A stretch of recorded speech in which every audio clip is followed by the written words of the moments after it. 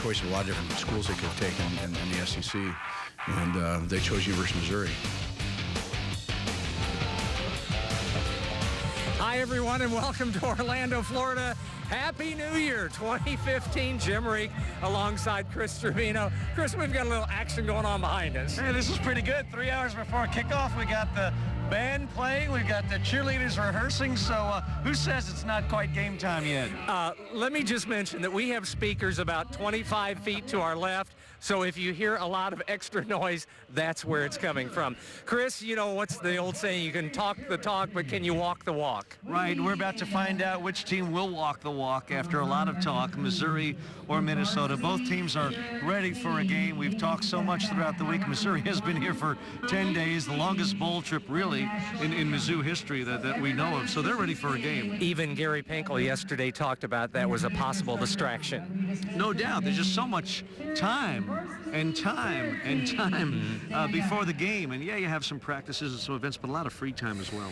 Let me give you an idea of the weather situation here. After 2 days of clouds and rain, we saw some peaks of sun just about 15 minutes ago. There is a slight chance of rain here today, but I don't think we're going to have any rain at all. We're going to have a high temperature in the low to mid 70s. So weather should not be a factor at all at this brand new stadium. No, it's really comfortable, and peaks of sunshine already this morning. No rain in the forecast, and I think it's going to be a nice day. Hey, Chris Trevino, Gary Pinkel knows a little bit about this bowl game, doesn't he? Well, he sure does. It's been a while since he's been here for a bowl game, and the game had a different name way back when Coach Pinkel was here, but this is not, by any means, Gary Pinkel's first bowl game experience in Orlando.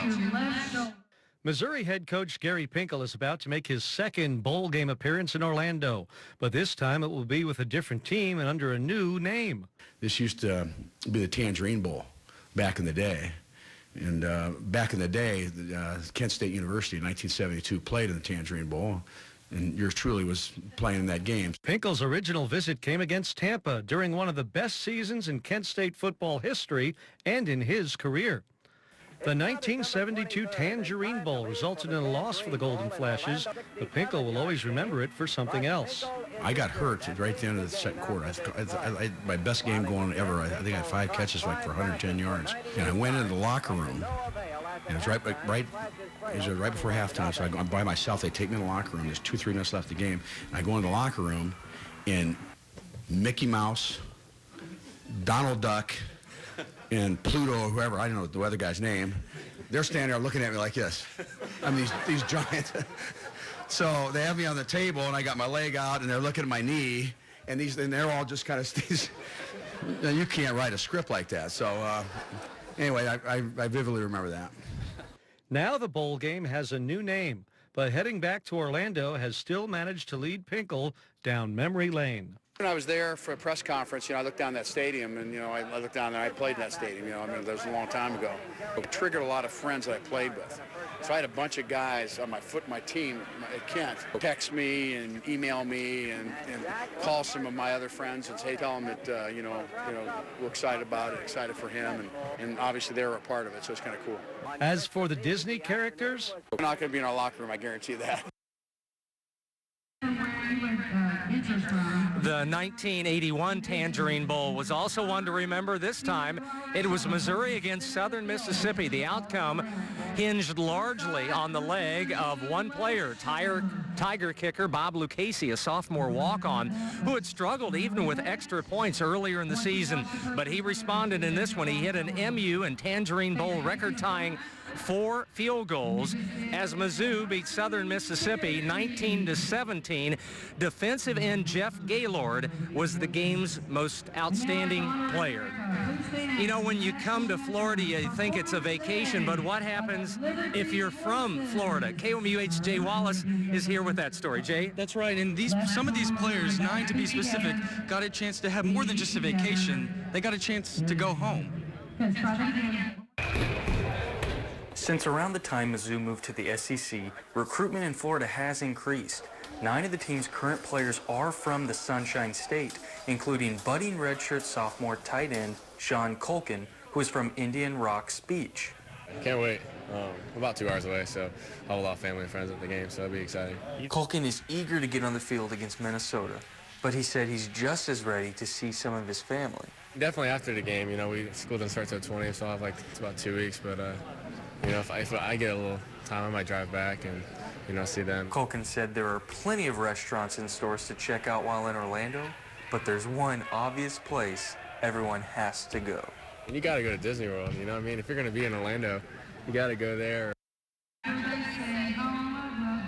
Now going back to the field, it'll be interesting to see Pinkel's use of Culkin because he's become one of the team's more dependable blockers. He usually gets a handful of catches every game, so he'll certainly be important to Mizzou's success today. We're seeing more and more of him with each game.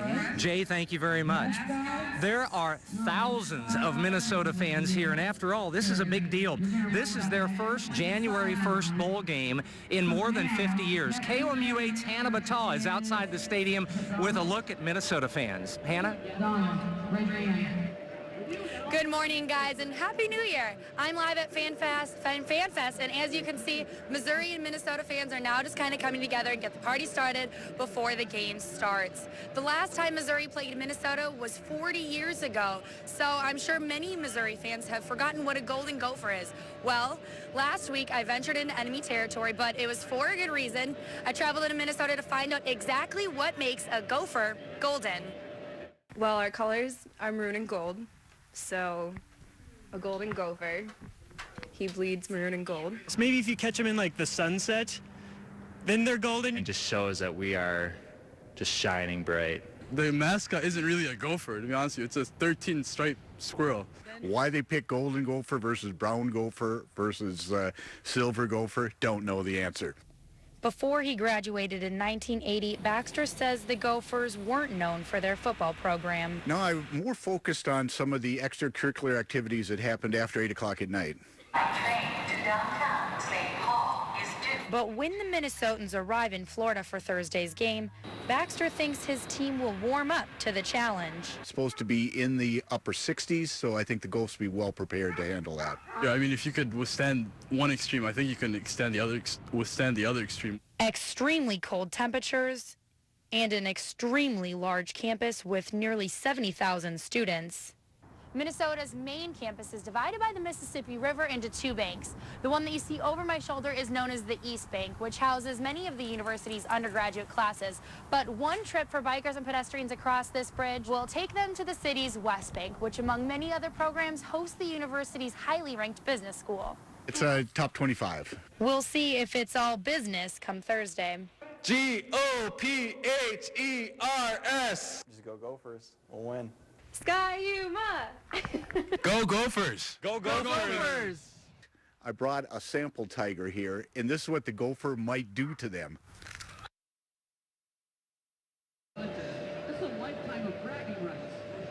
Now, I should mention that Baxter is my uncle, and he, along with many of my other family members, attended the University of Minnesota. So we have a bit of a rivalry heading into this game. I like to think I'll be on the winning side, though.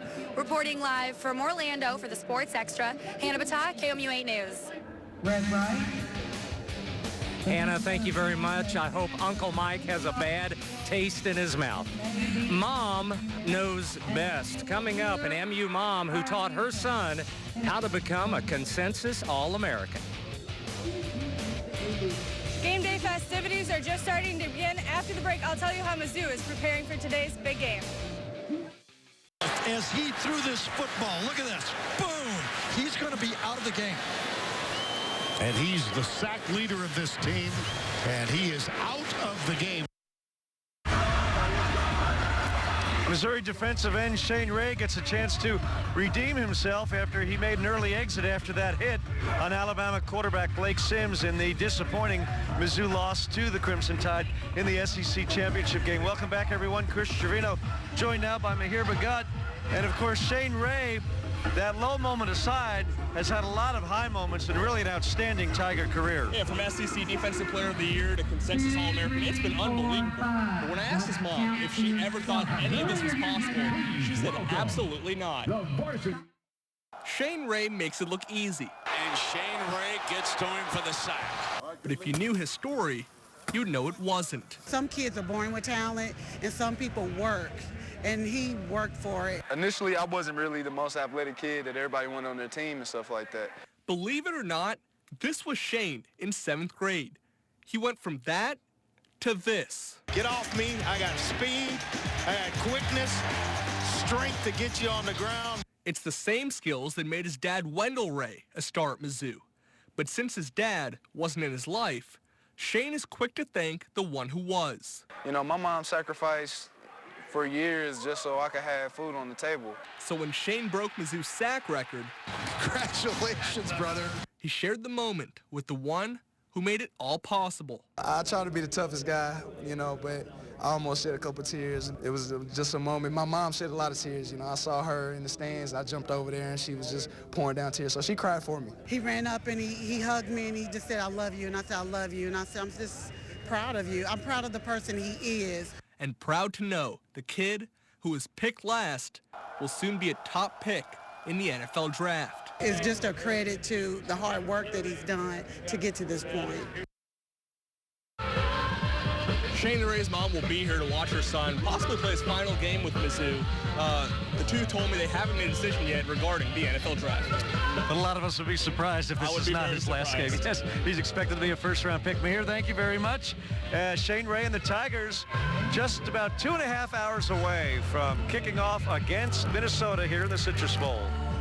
Chris and Mahir, thank you very much. Let's just say this is Shane Ray's last game as a Tiger. This is what the experts are saying. ESPN says he will be the 5th overall pick to the Washington Redskins. CBS Sports and Sports Illustrated both have him as an 8th pick in the first round to the Atlanta Falcons. We're more than 2 hours away from kickoff time here at the Citrus Bowl in Orlando. KOMU8's Shannon O'Brien is outside the stadium. She has a special guest, the executive director of the Mizzou Alumni Association. Shannon? Good morning, everyone. I'm here at FanFest with Minnesota and Missouri fans as they start preparing for today's game. Missouri fans gathered together last night to bring in the new year. Todd McCubbin joins me live right now. He's the executive director for the Mizzou Alumni Association. Todd, tell me about what went into today's tailgate. Well, we do this at every bowl game we go to, and really a lot of road games we go on. It's a chance for our fans to get together. When we take Mizzou on the road, it's really cool to let fans who come from Missouri have a chance to do something before the game, because a lot of people don't have a tailgate spot when they go to a road game. It also gives us a chance to engage people that live, say, in Florida. So we've got, 5,000 or so people that live in Florida, and they have a chance to gather with other Mizzou fans. So it's really a great reunion tailgate opportunity before the game, and our staff's been putting together for the last several weeks. And this is always a little quick because you get announced and then you go somewhere 3 weeks later. So it's a little bit of a rush job, but we're happy with the turnout. We'll have some fun today. What's it like to see all the alumni in their black and gold, happy as can be?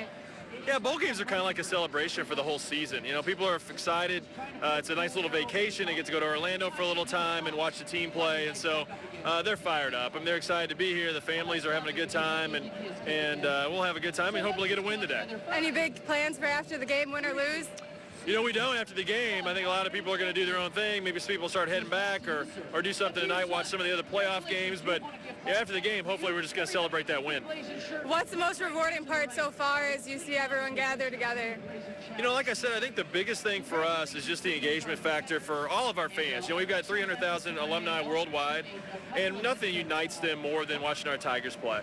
And so to have them be able to come back and watch the games and do that sort of thing is a lot of fun. Great, thank you. Everyone's having fun. I can hear the Mizzou tailgate over there. Reporting live in Orlando for the Mizzou Extra, Shannon O'Brien, KOMU8 News.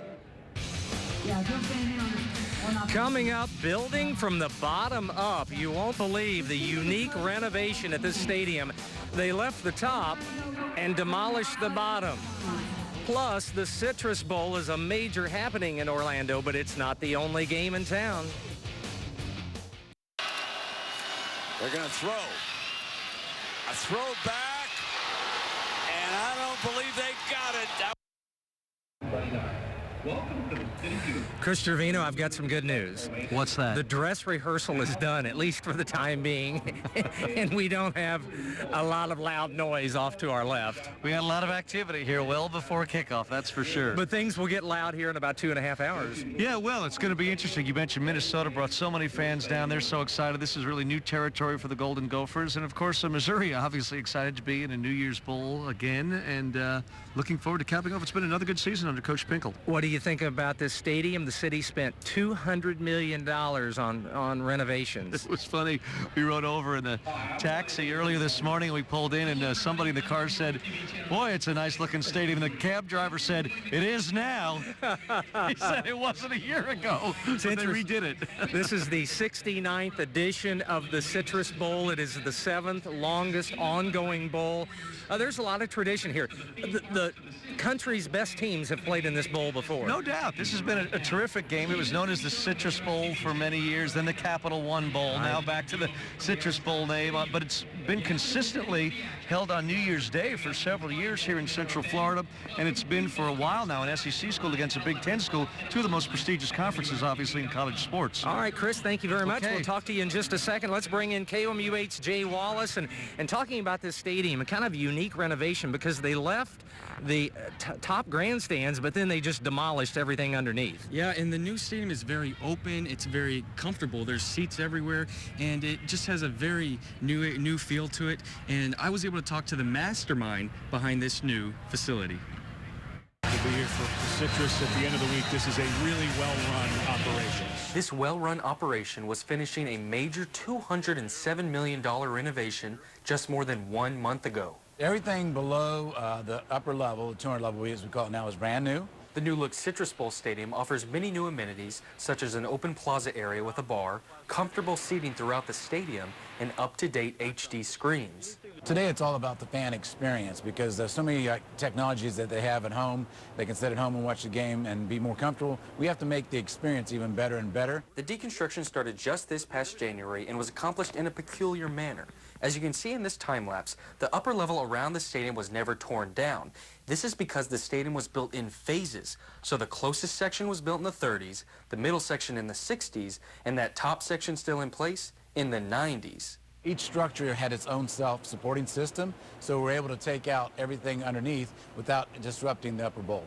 Johnson said this updated stadium is a part of a bigger plan to offer people an alternative to the regularly visited Orlando attractions. What we've done is basically create a sports, arts, and entertainment district stretching from the Citrus Bowl to the new MLS soccer stadium, gets under construction now and opens in the 16, to the new Amway Center, which opened in 10, and then our Performing Arts Center, which actually opened in November as well. And Johnson said he's glad to have the Missouri Tigers in town. We're excited to have them here. I hope they have a great time while they're here, and the weather's going to improve for them, we promise. Luckily, the rain has stopped since I was last at the stadium, and it's still a little cloudy, but still very nice weather, and I'm sure the Tigers, they're ready to go. I remember when you shot that story, and it was one of the rainy days here in Orlando. Things have changed. We don't have sunshine quite yet, but I think we're going to have some very, very nice weather for this bowl game. Jay, thank you very much. When I got down here on Sunday, I was kind of thinking that this bowl game was the only game in town, but that is simply not the case. There is a lot of international flavor here in the Orlando area. With more on that story, let's send it out to KOMU8's Shannon O'Brien outside the stadium. Shannon? Good morning, everyone. I'm right outside the stadium with Minnesota and Missouri fans proudly supporting their team's colors. Now, when all of these thousands of people roll into Orlando for the bowl games, it affects the city greatly, bringing in millions of dollars for the community. More hotel rooms booked, higher attendance at amusement parks, and more people at restaurants.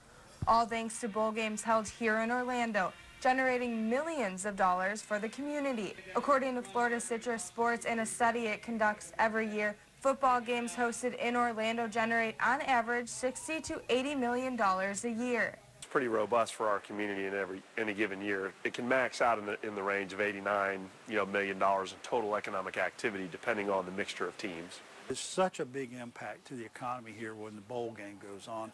All the fans that come in, they want to see attractions. People want to see alligators. They want to see Mickey. And so it helps us out. We are packed out right now, and that's a great thing for us. It's a good booster shot. Certain teams have different kinds of fans, but it does not change the numbers too drastically. You'll see some teams that'll just have a longer stay. Some fans will choose to make it, a 4-night trip versus a 3-night trip or a 2-night trip. Not all hotels and amusement parks agree with the impact bowl games have on business. Wet n Wild says bowl games in general don't have a direct impact on our attendance. The Orlando market is always busy this time of year with holiday travel, so it makes sense that the local parks would be as well. The Florida Citrus Sports CEO is interested to see how the Citrus Bowl affects the city this year, especially because this is Minnesota's first time playing on New Year's Day since 1962. You see it in the fans in terms of the achievement level of what they've earned at the end of the year, and that has an impact. And so I think it's just something about New Year's Day that's different. So when we walk into the stadium and you see all these fans get together, it'll be electric. That's right. I cannot imagine a better way to bring in the new year and celebrate the first day of 2015. Here in Orlando, it's a better day than we've had the past couple of days. Reporting live in Orlando, Shannon O'Brien, KOMU 8 News. Shannon, thank you very much. Coming up, what does Minnesota's coach have in common with Missouri's most successful high school football program? That's a good question. Even Jeff City J football pales in comparison.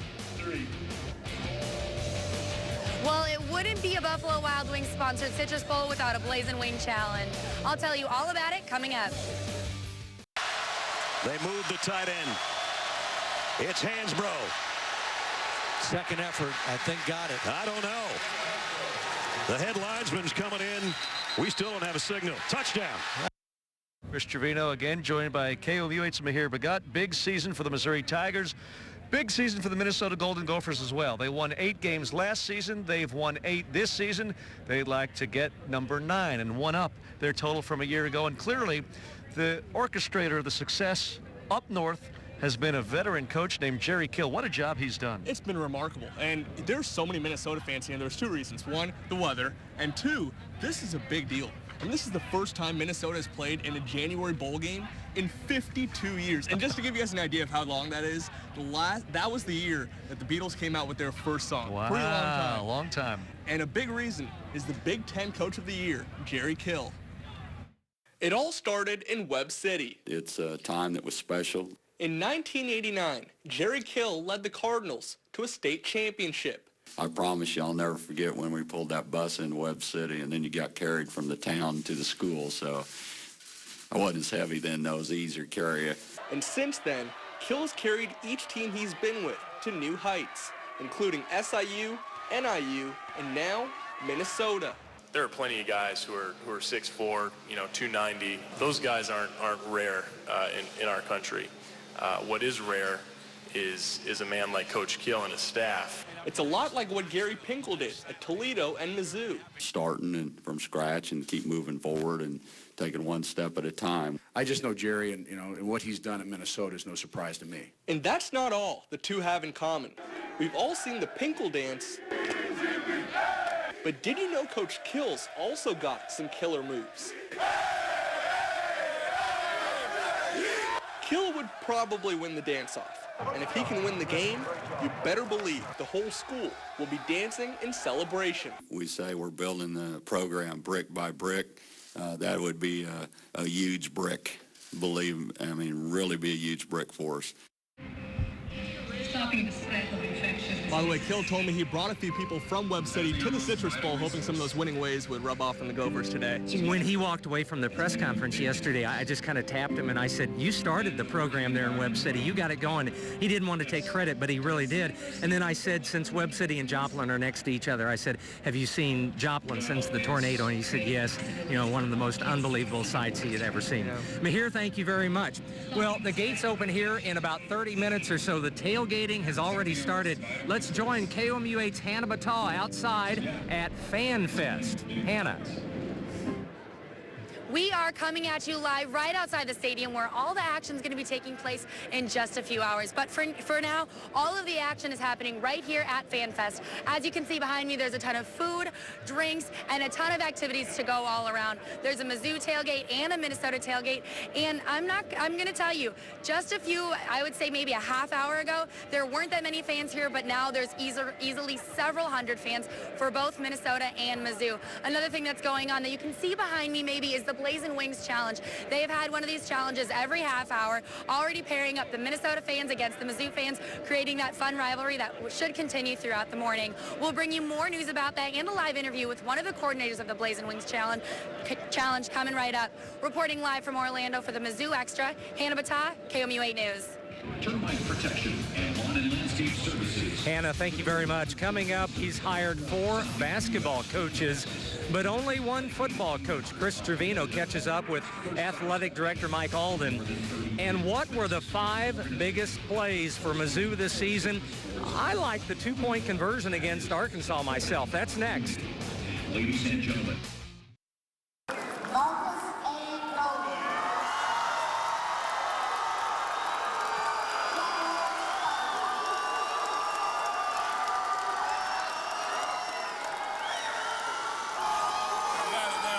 Good. Appreciate you. Appreciate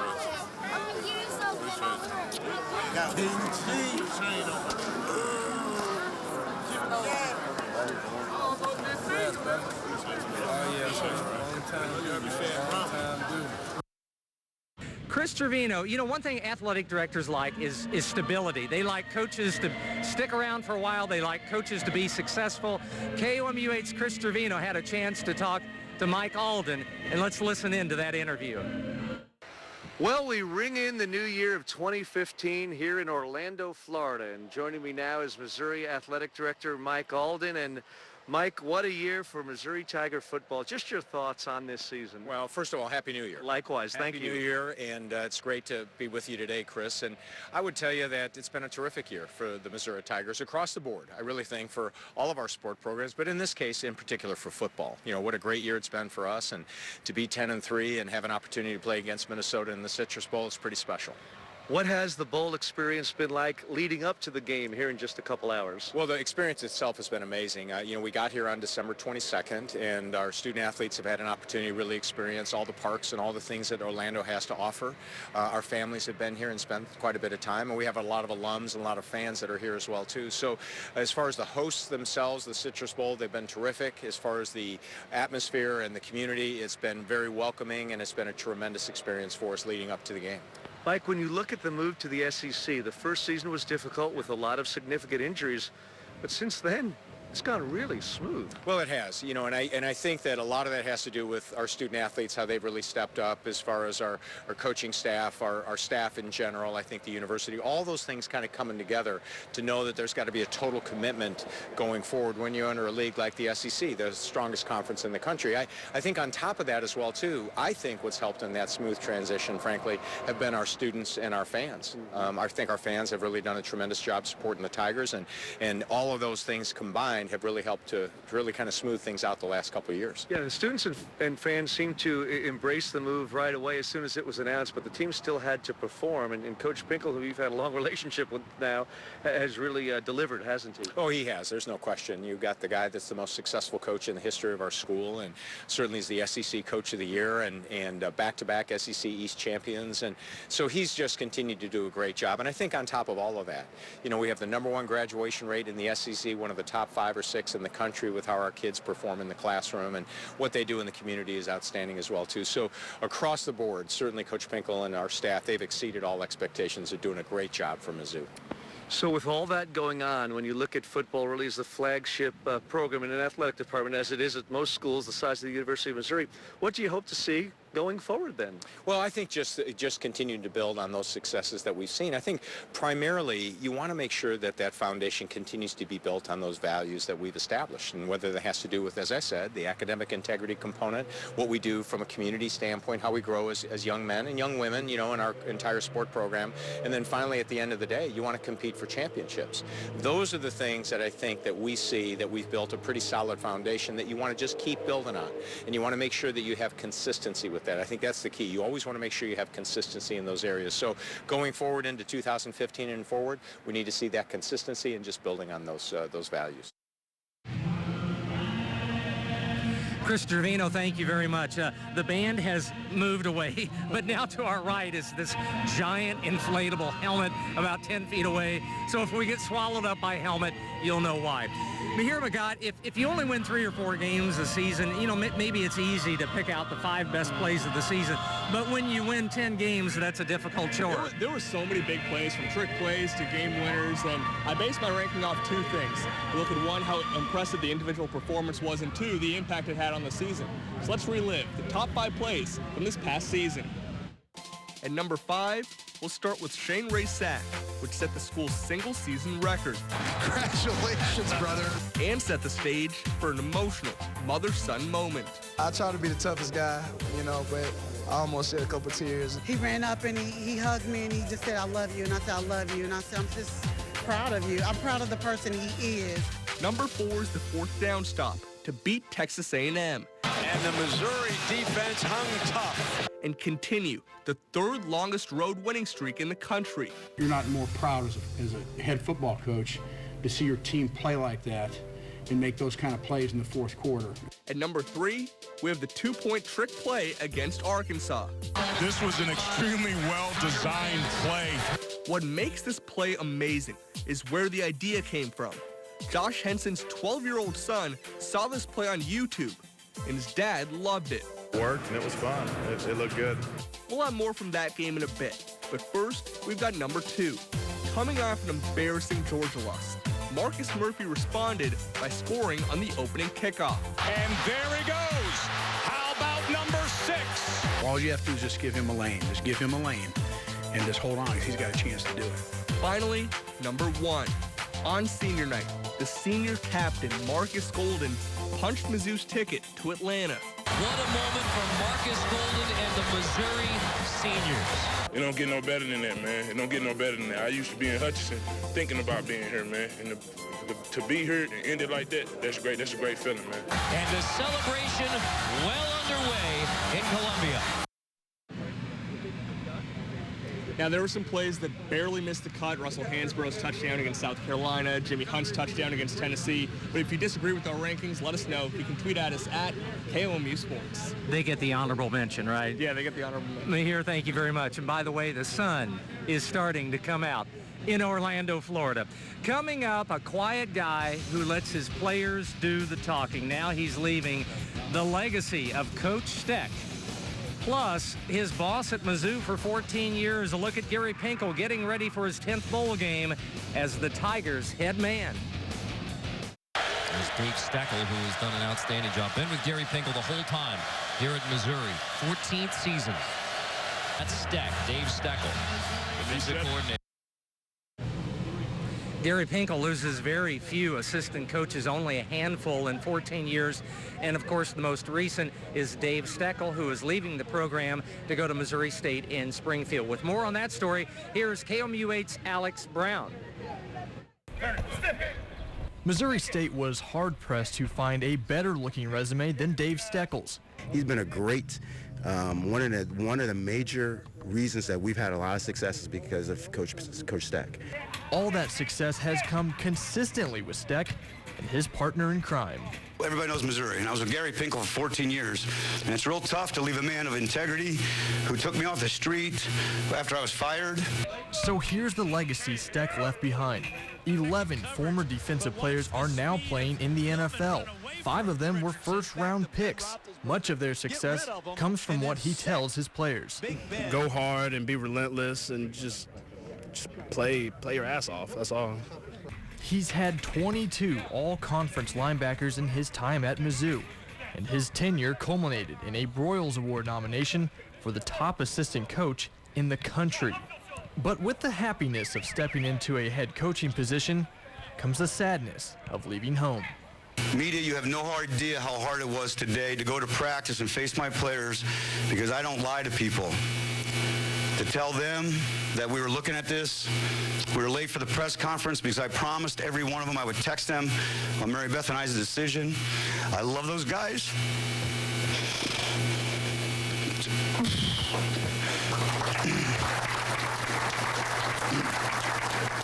For the Mizzou Extra, Alex Brown, KOMU 8 Sports. So after this game, Dave Steckel is off to Springfield. I don't really rub shoulders with Gary Pinkel very much, but before the season started, we did a series of promos called Tigers on the Prowl, and it was neat. I mean, we spent about 45 minutes together there at KOMU, and it's, you know, once you get to know Gary Pinkel, he's a different guy. He is, and when I asked him, you know, what does it mean to him to be named the SEC Coach of the Year, he told me, I'm surrounded by great people. But really, we have to give him some credit, too, for leading the best stretch in Mizzou football history. Gary Pinkel and the Missouri Tigers clinch the SEC East. And to truly appreciate it, you have to go back 14 years to when Gary Pinkel was hired. I often questioned why I came here during those first couple years. You see, Mizzou had only 2 winning seasons in 19 years. But then, this happened. The Tigers snap a 24-year losing streak against the Cornhuskers. I got a feeling this could be the start of something big. John Cadillac was right. That was the start of Pinkel completely changing the culture at Mizzou. The thought years ago of Missouri winning 10 games in a season was almost unheard of. Now, Pinkel is one of only 2 coaches to win 5 division titles in the past 8 seasons. The other, Nick Saban. What can you say about Gary Pinkel and the job he's done at Missouri? I asked Pinkel if he remembers the struggles. Do I remember? Yeah, I remember. When Mizzou was shut out by Georgia, he remembered. And I've been here before. It's not a whole lot of fun. When Mizzou clinched a bowl game, he remembered. That's pretty good around here. The first time it happened, they threw parties all over the state of Missouri. And when Mizzou fell to 0-4 in championship games, he remembered to put it all into perspective. Certainly things we have to do to improve our program, but I am so very, very proud as we continue to build our program, and it gets better and better and better. And for that, Mizzou fans will always remember him. Now, if you look at some of the greatest coaches in Mizzou history, Coach Faroux has Faroux Field, Dan Devine has Devine Pavilion, and after everyone I talk to, they all say that Coach Pinkel needs something named after him. I'll tell you what, he's got a nice-looking contract. Let's take a look at some of the incentives that he has already reached this season. $100,000 for winning the SEC East, $150,000 for going to the Citrus Bowl, $50,000 for the SEC Coach of the Year. Now, this is what he could also get, $150,000 for 11 wins and another $50,000 for finishing in the top 25. All right, we are almost opening the gates here at the Citrus Bowl. Let's join KOMU8's Shannon O'Brien outside at FanFest. Shannon. Good morning. We're live right outside the stadium where I do have to admit I'm seeing a little bit more maroon and gold than black and gold. There is something for everyone here as we've got the Extreme Air right behind me along with face painting for the kids, and then we've got the beer and drink tents and food to keep everyone hydrated and stomachs full. The sun is kind of peeking through the clouds, and it looks like it's going to be a good day to bring in the year and have the first day of 2015. Stadium's right there, so people can head over there. We've got live music around and the Blazing Challenge every 30 minutes, so people can try to get their mouths hot with the wings. Reporting live in Orlando for the Mizzou Extra, Shannon O'Brien, KOMU8 News. Shannon, thank you very much. Coming up, good, and then really bad, how the Tigers navigated the non-conference schedule. Plus, the Tiger who nearly gave up football during high school. This year, he's the go-to guy. Well, it wouldn't be a Buffalo Wild Wings sponsored Citrus Bowl without a Blazing Wings challenge. I'll tell you all about it coming up. Gonna throw it. Slant. This Bud's for you, Mizzou. The pride of Denton, Texas, Bud Sasser, with one of his many touchdown catches this season for the Tigers. You know, when the season started, Missouri got a win and another win, 3-0, but you could tell that things weren't quite clicking. And then that was very evident with Game 4. KOMU8's Chris Trevino takes a look at the first 4 games of the season. The Missouri Tigers began their 3rd season in the Southeastern Conference with a string of non-conference opponents, starting with South Dakota State. Matty Mock took over the reins of the team, throwing for 178 yards and 3 touchdowns. Missouri's opening series, they're going to take a shot deep downfield. They connect. Darius White, the senior from Fort Worth. Senior running back Marcus Murphy started the season off on the right foot as well. Look out. Marcus Murphy. One man to beat, cuts it back up. Goodbye touchdown. If there's one player on this football field for Mizzou that can change the game anytime he touches the ball, it's Marcus Murphy. Mizzou wins 38-18. Coach Pinkel returned to his former school, Toledo, as the Tigers took on the Rockets. Mock threw for 325 yards and 5 touchdowns while running for another. Tigers win 49-24. Mizzou returned home and hosted Central Florida in Week 3 of the season. Bud Sasser and Jimmy Hunt both connected twice with Matty Mock. But the play of the game came from Big Bear Josh Augusta. Batted in the air, and it's picked off. Josh Augusta, the big fella. Give him an INT. The Tigers pick up their 47th consecutive game with a forced turnover in a 38-10 win. The Tigers completed their non-conference schedule at home against the Indiana Hoosiers. The teams battled back and forth all game, but a huge gain, a late penalty. Swing it out to Coleman. Gets a couple of big blocks. Coleman breaks a couple of tackles. Tevin Coleman, he's to the 20. Run out of bounds at the 15-yard line, and a flag comes in late. And a Hoosier touchdown. They'll hand it off to Roberts. Dives for the end zone. Touchdown Hoosiers. 22 seconds remaining. Left the Tigers with their first loss. With producer Ashley Colley, for Mizzou Extra, Chris Cervino, KOM. Chris, thank you very much. You know, even though the team was inconsistent at times, I think one of the most consistent players was Bud Sasser. At this time last year, he was fighting for playing time, but he's the go-to guy this year. That's right, Jim. He leads the team in receptions, receiving yards, and touchdowns this season. He's definitely established himself. However, in high school, he almost gave it all up. He even told his coaches he was quitting the sport, but he stuck it out then and at Mizzou because of one key characteristic. This Bud's for you. Patience. If Bud Sasser had to be described in one word, it would be patience. I think it just kind of runs in the family a little bit, and you know, I get it from my mom a lot, and she's a very patient person, and she's hardworking, and you know, that's kind of what I fight off of, you know, just being patient. Sasser was forced to be patient during his first 3 years at Mizzou when older guys were getting most of the playing time. I was able just to mentally take reps from a lot of the players, like learn from what they did well and what they didn't do too well, and see how guys were treated if they were being coachable and the guys who weren't being coachable. But this patience goes well beyond his time in Columbia. When Sasser was a sophomore at Ryan High School in Denton, Texas, he didn't even make his varsity football team and even considered quitting the sport and focusing on basketball instead.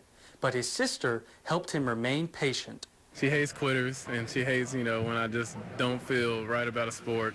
And, you know, she was a little upset when I stopped playing baseball, too. But so at that time, she was just like, you know, you just need to play both. Now, Sasser is third in the SEC in receptions and also made first-team All-SEC. And he says he's never going to change his patient, hard-working attitude. Played with a chip on my shoulder, just knowing that people didn't think that I could do it. And, you know, that just goes to show, you know, that's what a fan does. You know, they don't really know. They don't see you at practice. So, you know, just go out there and play your best, play your hardest, and don't worry about too much. Now, when I talked to Sasser, he said well into his senior year, he didn't know whether he was going to play basketball or football. But when he visited Columbia and he saw what Mizzou was establishing, he said the choice was clear. I'd say the patience has paid off. Hey, guess what? Bud Sasser and the rest of the Tigers have just entered the stadium. It's about 2 hours before kickoff. During your story, we saw the bus pull up, and here come the Tigers onto the football field at the Citrus Bowl kickoff time at 12 o'clock Central Standard Time. Thank you very much, Jay. All right, lots going on outside the stadium. As I said, the Tiger football team has arrived. Lots of tailgating. Let's send it out to KOMU8's Hannah Battaw. Hannah? Guys, I'm live here at FanFest, and right now fans are all piling in, joining the festivities. I'm joined here by Bob Rulin, Vice President of Marketing for Buffalo Wild Wings. And Bob, I understand this is the first year that Buffalo Wild Wings is sponsoring the Citrus Bowl. Can you tell me about that? That's exactly right. It's our inaugural year. We're really excited to be here in Orlando. It's one of the 7 most storied bowls in bowldom, if that's even a word, but we're really excited to be here. All right, so now can you tell me a little bit about the festivities happening here at FanFest that are a little bit Buffalo Wild Wings special, you could say? We like to bring a little bit of our experience in our restaurants to every type of activation like this. So one of the things we're known for is the Blazing Challenge, which is consuming 12 wings in 6 minutes and to do it without anything to drink. And if you do that, you get a T-shirt. We do about 100,000 of those Blazing Challenges a year. And so behind us right now, we're doing one between Missouri fans and Gopher fans, and it's really fun to kick off every event. How has that been going this morning? I noticed that they were pitting Minnesota fans against Mizzou fans. Who's been winning those events? It's pretty balanced right now, which is really interesting. You know, typically in the past you'd have one team that whose fans really take it to the next level. It's really balanced, which shows that they're both very competitive teams, and it's a good matchup. And it might be because those fans have had a little bit of experience with this. You said you have about an equal amount of stores in Minnesota and Missouri. We do. We've got 37 stores in Minnesota, 34 in Missouri, and so from Buffalo Wild Wings, we don't really root for either one to win. What we root for is overtime. We want the game to continue to go on. That's a great way to be. Have you ever tried the Blazing Wings Challenge yourself? I have. I did it, but I'm really embarrassed to tell you that I only did it in like 4 minutes, and there's people that we know do it in about 30 seconds, 15 seconds, and that's just insane. I can't do that. Well, you might get your chance again today. You could step up and try it again. Bob, thank you so much for joining us. I appreciate your time. Now they're going to go deep down that far sideline, and it was caught by Penton. Penton of Mizzou intercepts Toll's pass. One of many interceptions this season for the Tigers who love to do the takeaways. If the Tigers, you know, and when they lost to Indiana, that broke the streak. No takeaways against Indiana, no takeaways against Georgia, and thus those were the first 2 losses of the season. Jay Wallace alongside. Gary Pinkel obviously relies on his seniors, but year after year, there's some newcomers that step up to the plate as well. That's right, and this group of players, if they can take down Minnesota today, that will give them 23 wins the past 2 seasons, which is a program record. And I was able to talk to some of the younger guys about the expectations next season, and they say nothing's going to change. And Marcus Murphy specifically says he sees big things ahead for Russell Hansbrough. That's my guy, you know, that's like my little brother. We've been together, you know, for the last 3 years, and we've grown close, you know, it's just a running back group and, you know, just best friends type thing. So, you know, I think he'll be great in the future. You know, he's going to hit 1,000 yards this year. You know, hopefully he can go for 2,000 next year. It's kind of like the same question mark was with our group, and everyone was worried about, you know, well, can we have a passing attack and all that, but you know, it's just, that's how it works. You know, the guys come in, you got to step up and, you know, play a role and, you know, just try to excel at what you do. It's a big opportunity. I mean, I have to, since the next oldest guy will be a redshirt sophomore. So I gotta step my game up and hopefully be the guy that Bud is this year and fill in his shoes. They know what's in store for them. They know their time's coming, and there's always been a good tradition of guys stepping up to the challenge. So spring ball is going to be monumental. These next few practices are going to be key. We will get back to our leadership classes when they get back at the end of January, and we start leadership classes with every group that we have, and it's the ongoing of developing leadership, and then the changing of the guard happens. I don't expect any difference. You got to next man up. You can step up and make plays. I mean, shoot, people were wondering what was going to happen, you know, whenever Coney left and Mike Sam left, and next man up, you got to make plays. So I'm not worried about nothing like that. That doesn't bother me. We could be losing a lot of key defensive players, so we need people to fill those spots. And you know, what that means is the guys who, you know, have played before and have experience, they need to play better, and the guys coming in need to come in and do a good job. Now, when I talked to these younger players, they kept using one word: culture. They talked about it being established and then reestablishing it this year. And Gary Pinkel even mentioned that the bar has been raised and that the younger players know that their responsibilities have been risen. The gates are open. The sunshine is trying to come out. Jay, thank you very much. All right, we appreciate it. Coming up, could Mizzou repeat as SEC East champions? Could they beat a good SEC South Carolina team and a good Georgia team as well? That's next. Plus, he's a gunslinger, fearless, not afraid to use his feet, not afraid to throw into double coverage. Coming up next, we'll hear from Matty Mock. Blitz coming, Mock off his back foot into the end zone, wide open to Jimmy Hunt for another Mizzou touchdown. This is touchdown pass number 5 on the day for Matty Mock. Matty Mock with not 1, 2, 3, or 4, but 5 touchdown passes in that game at Toledo. And then it was time to get into the SEC play. KOMU8's Chris Trevino takes a look at Mizzou's unpredictable start in SEC play. The Missouri Tigers started their third season of SEC play on the road against South Carolina while trying to defend their SEC East crown. Mizzou trailed 20-7 with under 7 minutes to go at Williams-Brice Stadium when the Tigers started their comeback. First and goal. Hansbrough going wide. Nothing there. Cuts back. And he walks in. Touchdown, Missouri. A 1-yard Russell Hansbrough touchdown made it a 6-point game before another one helped the Tigers regain the lead. It's Hansbrough. Second effort. I think got it. I don't know. The head linesman's coming in. Touchdown. Missouri narrowly escapes 21-20. Coming off a big win in the first bye week of the season, the Tigers had a big letdown at home. Even with Todd Gurley out, Nick Chubb and the Georgia Bulldogs left the zoo with a 34-0 win.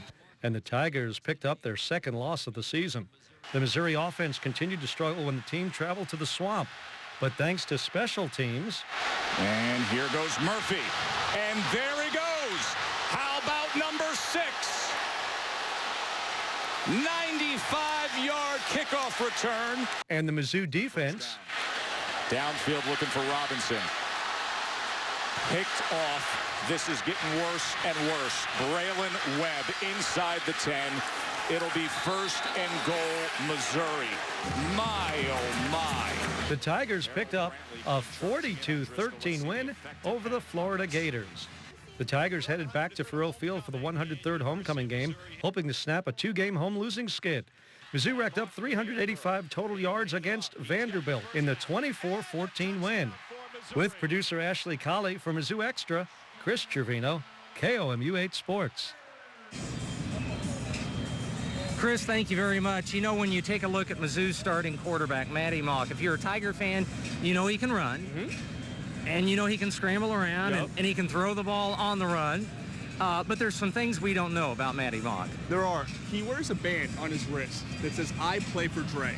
And that band represents a bond that can't be broken. When you look at this picture, what do you see? One's a starting quarterback, the other wishes he could be. And I'd do anything to switch spots with him. But if you look deeper, you'll see... I'd say, we're just alike. Maddie and Dre were best friends growing up. Maddie doesn't stop talking about Dre. Even when Dre was diagnosed with muscular dystrophy, it didn't change a thing. He just treats me like I'm just a normal person. And any time kids made fun of Dre, Maddie stood up for him. That's one thing that I really won't put up with. I'll fight to the death for the kid. That's one thing the two have in common. Whether it's battling a crippling disease or an SEC defense, they won't go down without a fight. You can never stop fighting. You're telling me a kid that has muscular dystrophy and then goes to the hospital and then breaks both legs, and he's not even crying, and then nobody else should feel pain. You can always get through it. Dre's seen Maddie play twice this year, at Toledo and at Tennessee. And it's no coincidence, those were two of Maddie's best games this season. Floats one into the end zone for a touchdown. And right there, I light it up. There's a light in me. I just wanted to do whatever I could to make sure we won that game so I could hang out with him out there and make sure he was happy. As Dre gets older, his muscles will get weaker, but his bond with Maddie will grow stronger. It makes me feel really good to know that I have a friend like that. There's no best friend that you would want to ask for than Dre. So look again. What do you see? Maddie is no bigger than anybody else on this field. You know, Maddie is human just like you and I. Dre wasn't able to come down to the Citrus Bowl, but Maddie said he can't wait for the game to be over so he can go back home to Kenton, Ohio, and hang out with his best friend. Great story. Thank you very much, Mahir. Well, we've already heard from the Minnesota fans. One of our reporters is from Minnesota, but soon she'll become an MU grad. Let's join KOMU8's Hannah Battah outside with the story of Mizzou fans. Hannah? A few days ago, the general consensus here in Orlando was that Minnesota fans clearly outnumbered Mizzou fans. But as you can see now here at FanFest, the numbers have shifted a little bit. Let's check in with some Tiger fans to see what they had to say about their team. M-I-Z! Black and gold filled Orange County, Florida days leading up to the New Year's Day Citrus Bowl. for 10 days. As fans came to support the Tigers, some also came to support the conference. I got to tell you that Missouri, I mean, I was back in '72 when we went to the Orange Bowl in the good old days, and there was some lean years in between, and Gary Pinkel has really turned his program around. In the hopes that this game could mean a record breaker for the Tigers. If we can win this football game, it's going to be very difficult to do that. If we can win this game, it'll be the winningest 2 back-to-back games years in the history of the University of Missouri football. Come game time, rest assured the players and fans are geared up to perform.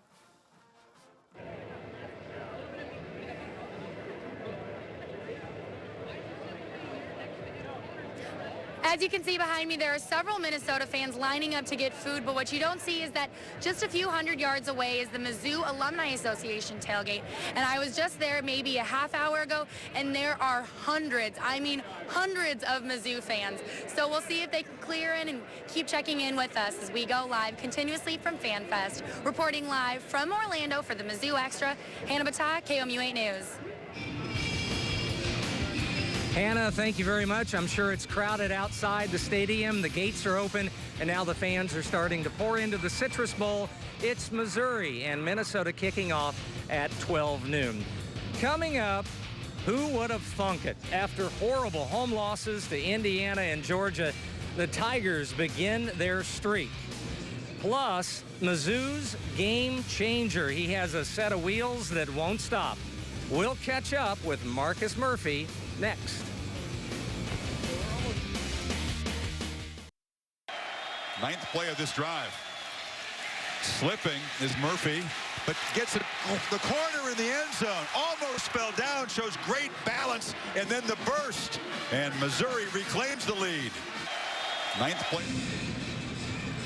Marcus Murphy, the only college football player this year to score touchdowns running, receiving, a punt return, and a kickoff return. He was very much responsible for that game, that 6-game run that sent Mizzou to the SEC championship game. With more on conference play, here's Chris Trevino. Heading into November, the Missouri Tigers found themselves still in the race for the SEC East crown as the Kentucky Wildcats came to Columbia. Mizzou senior Bud Sasser scored 2 touchdowns for the Tigers, while junior Shane Ray helped lock up the game. The sack by Shane Ray, the sack master. Grabbing his 12th sack of the year and breaking the previous school record by Alden Smith and Michael Sam. Mizzou wins 20-10. After 5 consecutive years of matchups in different conferences, the Tigers and Aggies faced off in their last regular season game until 2021. The teams battled back and forth until the third quarter when Russell Hansbrough exploded. Breaks into the open.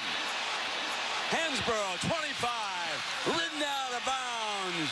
The junior rushed for a career-high 199 yards and 2 touchdowns. Here goes Hansbrough, breaking for the end zone. Foot raise, touchdown, Mizzou. To help lead the Tigers to a 34-27 win in College Station.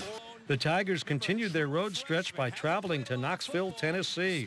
Missouri quarterback Matty Mock used the fourth quarter pressure to help him deliver 2 late touchdowns. Mock against a 4-man rush, fires downfield, loops it for Hunt, who catches it. Stiff arm. Touchdown, Missouri. Lightning strikes on 3rd down. Mizzou finds a way to win on the road again, 29-21. In the regular season finale, the borderline rivalry game would decide if Mizzou would repeat as champion of the SEC East. Arkansas dominated the first 3 quarters, but things started to turn in the fourth after some gutsy play calling. Direct snap, reverse, Sasser, toss, caught.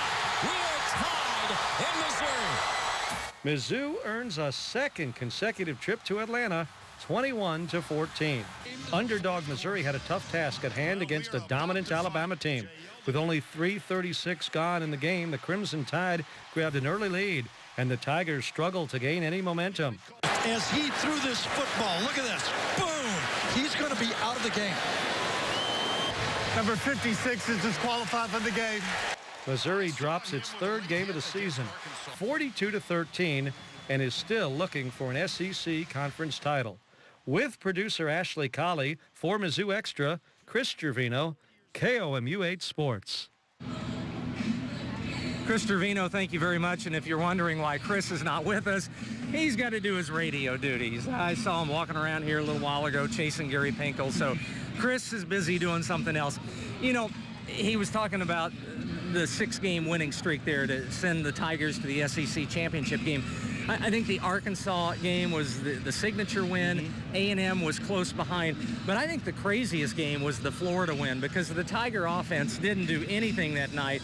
But what about Marcus Murphy? I mean, it was unbelievable what he did against the Gators. Oh, absolutely. He was the key in getting that victory. And you know, Jim, a lot of seniors go through football programs year in and year out, and it's hard to have an impact left behind. And you know, even more so is leaving a legacy and being remembered. And there's one running back that we've talked about. He's certainly left behind his legacy because of his versatility and what he's been able to do on the field. The moment Murphy put on his Mizzou jersey in 2010, he had a vision for what he would become. From day one, you know, I just wanted to be one of the best playmakers that's come through Mizzou. You know, I just want to be somebody that can make a difference when they get the ball in their hands, you know, and just put points on the board. The 5'9" tailback has certainly done that this season, as Murphy is the only player in the nation to score by means of rushing, kickoff returns, 95-yard kickoff return, punt returns, and receiving. And even though he can do so many different things, his approach remains simple. I try to do the right things on and off the field. And I mean, you know, just basically be a brother to the guys on the team, you know, and just line up and give my all every time I'm on the field. Murphy, who has received plenty of awards during his 4+ years at Mizzou, recently earned one that meant a lot to him. My sophomore year, you know, I got second-team All-American honors. And I always, from that day on, you know, I said I wanted to get first-team All-American. And that's just one of the most special awards because, you know, my picture is going to be on the wall, you know, forever. And that's just one piece of legacy that I can leave on. Now, I have a statistic for you, Jim. Yeah. 4,905 career all-purpose yards. That's Marcus Murphy's number, and that's second all-time in Mizzou history behind a player you've probably heard of, Jeremy Maclin of the Philadelphia Eagles. And there are just so many holes that are going to be left behind once Murphy graduates. 4,000 how many yards? 4,905 career all-purpose yards. It's about 1,700 yards is a mile. That's more than 3 miles. It's a while. Wow.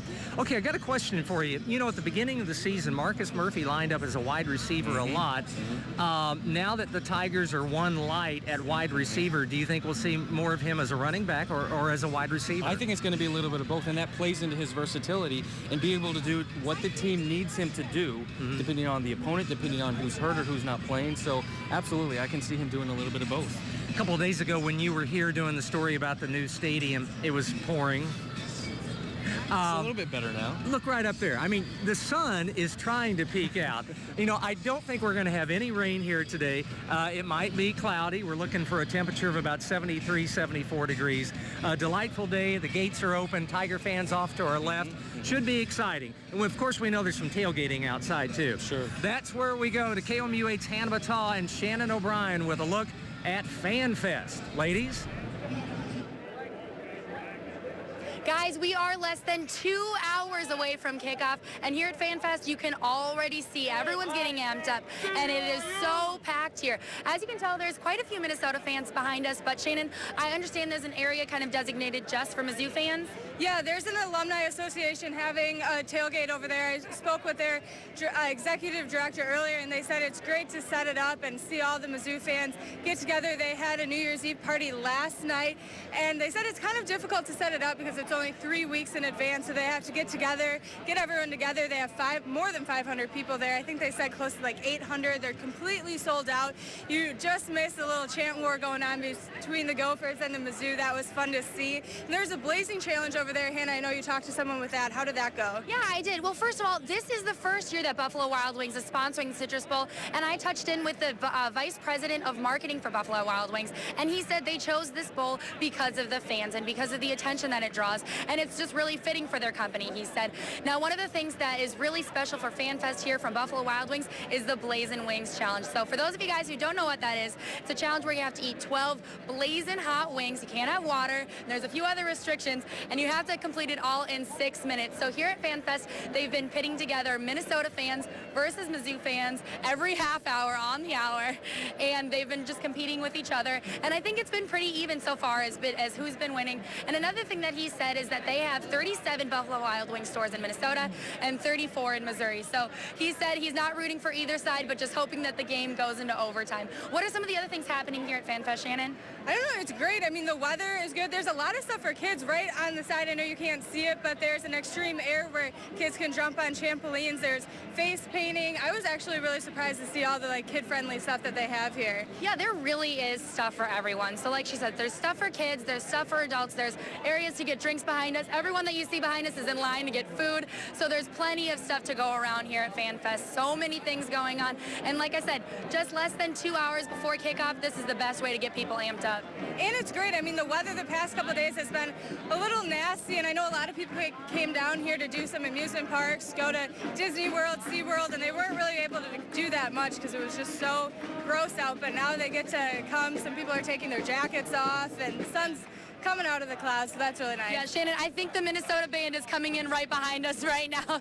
So like we said, everyone's getting amped up, and there's an area reserved just for Mizzou people, along with a tailgate for the Minnesota people. So a lot of rivalry happening here, and a lot of fun in the atmosphere. It is great to see some Mizzou Tigers and the Tiger ears, and we got the people in the Minnesota outfits with the suspenders, and it's great. Reporting live for the Mizzou Extra, I'm Hannah Batad, joined alongside Shannon O'Brien. Reporting live from Orlando, KOMU 8 News. Shannon and Hannah, thank you very much. I know things are lively outside the stadium. Kat Lucchese, yep, come on in here. Here's one of the coaches. She always comes on Sports Extra before the season starts. Come on in here. Come on. Kat, you've been with the team since they got here. They've been here for 11 days. Nice. I guess they're ready to play some football. Yeah, we're ready to play football, for sure. I love the weather, but I'm ready to get the game started. All right, tell us about all of the places the football team went. The first day they went to Disney. The second day they went to Universal, and then they went to SeaWorld, and they've been to Point Orlando, and they have also been to City Walk and Downtown Disney. They also might have gone to some movies. They also took part in Adopt a Child. Oh yeah, so that was at Disney Quest in Downtown Disney, and it's kind of like an arcade thing, and local kids from Orlando, they paired them up with a Mizzou player, and I want you to talk about the fine line between bringing the players down here and having fun, but taking care of business. Right, so I'm sure you heard Coach Pinkel talk about it, but that's why we came down so early. You know, the first 3 days we had nothing planned at all, and so they just went out, had fun, enjoyed the weather, and I really think they're all just ready to play football for sure. Kat Lucchese, thank you very much for your time. Don't you just love live interviews? You never know what's going to happen. You just never know what's going to happen. Want to mention Kat Lucchese is one of us. She graduated from Mizzou and has gone on to do some very nice things with the Tiger football program. What do we think? What's going to happen today? I think it's going to be a close game. I think it's going to be a defensive game, something maybe around in the 20s both ways. I don't know. I think it's going to be close. Minnesota's going to run the ball, and run the ball some more. Missouri better make sure they can stop that in Dave Steckel's final game with the Tigers. I'm sure he wants to end off on a positive note. What do you think about all these bowl games that have just been, that were supposed to be close, but then why? I think some teams, you got to question their motivation. What is the motivation to play these random bowl games that are played wherever? And I think, you know, with Steckel, with the SEC championship game loss, this could potentially be the best stretch in Mizzou football history. I think there is plenty of motivation for the Tigers going into this game. How important is it for the Tigers to come out very quick, get an early lead? We know they're a fourth quarter team. What do you think? I think it's very important, and they just need to establish that and show that this long stay in Orlando has not affected them and that they're ready. And I think Pinkel does a very good job of that, and they will be ready and come out strong. All right, it's Missouri and Minnesota. They haven't played each other since 1970. They kick off at 12 noon Missouri time. Hope you've enjoyed the pregame show. Join us for postgame coming up at 5, 6, 9, and 10. Good morning, everyone, from Orlando, Florida.